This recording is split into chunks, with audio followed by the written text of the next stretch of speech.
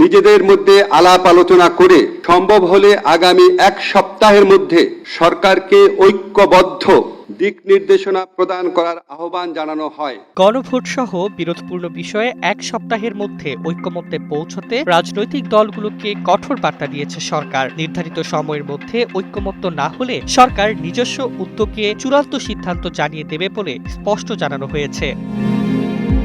সোমবার দুপুরে সচিবালয়ে সাংবাদিকদের ব্রিফিংয়ে আইন উপদেষ্টা আসিফ নজরুল বলেন, রাজনৈতিক দলগুলো যারা ফ্যাসিবাদ বিরোধী আন্দোলনে একত্র ছিল তারা নিজেরাই আলোচনার মাধ্যমে একটি ঐক্যবদ্ধ সিদ্ধান্ত জানাবে বলে আমরা আশা করছি। তিনি আরও জানান, সরকার আলোচনার উদ্যোগকে স্বাগত জানায়, তবে সময় ক্ষেপণের কোনো সুযোগ নেই। গণভোটের বিষয়বস্তু কি হবে, জুলাই সনদে বর্ণিত ভিন্ন মতগুলো প্রসঙ্গে কি পদক্ষেপ নেওয়া হবে তা নিয়ে ঐক্যমত কমিশনের প্রস্তাবগুলোর আলোকে জরুরি ভিত্তিতে চূড়ান্ত সিদ্ধান্ত গ্রহণ করা প্রয়োজন বলে সভা অভিমত ব্যক্ত করে।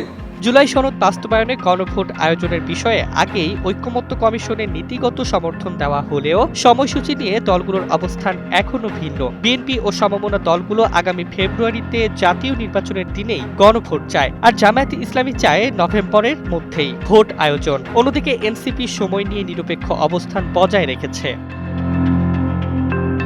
সরকারি সূত্র জানায়, গণভোট আয়োজনের সময় নির্ধারণই এখন প্রধান রাজনৈতিক বাধা। তাই আলোচনার মাধ্যমে দলগুলোর ঐকমত্য সরকারকে জানাতে বলা হয়েছে আগামী 1 সপ্তাহের মধ্যেই। অন্যথায় সরকার নিজ সিদ্ধান্তে এগিয়ে যাবে জানিয়ে দিয়েছে উপদেষ্টা পরিষদ।